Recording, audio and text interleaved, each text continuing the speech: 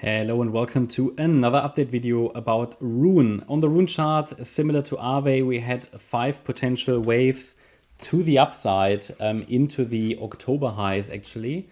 That was here the 1st of October, I think we peaked, or 2nd of October, in 5 waves. Again, there's a bit of a small problem with this wave count in that the wave 4, the look is just not the right look really for a wave 4. Valid though, okay, valid though. And now we are coming down in what I consider the wave 2 after we peaked up here and had the 5 waves. And I think we reached actually our target range. I indicated to you that we now need to be watching for a deeper pullback into this support zone. That happened.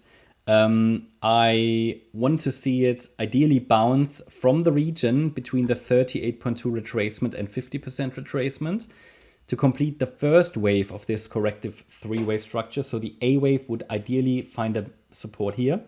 It did that. It dropped a little too low, which is again just one of those small details which isn't ideal.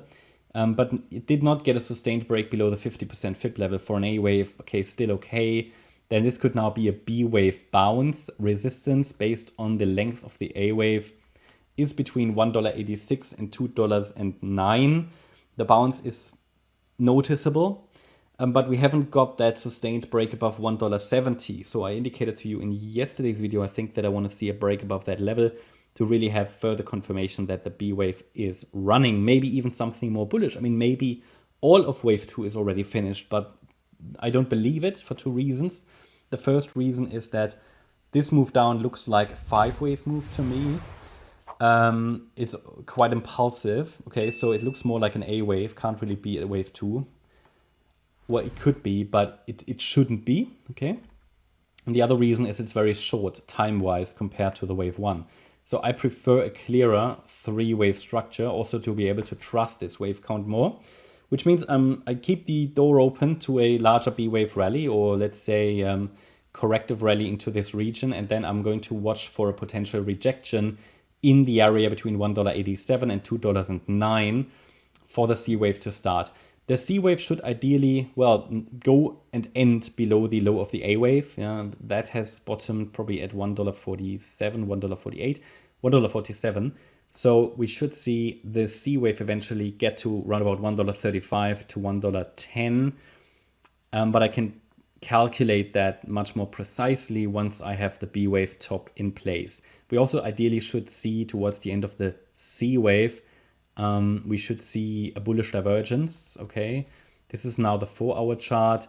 You can see that it came down quite strongly, okay, on the indicators into the oversold region, which I think I mentioned yesterday in the video. And because it came into the oversold region, this is basically indicative for an A wave, because an A wave in a 3-wave structure often shows the strongest reading. So very much oversold. If we now form the B wave, the C wave could form a higher low, ultimately creating a bullish divergence. That's what you just often see on the indicators.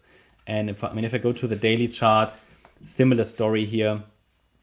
Came down quite low, but in all of wave 2, I would like it to go a little lower.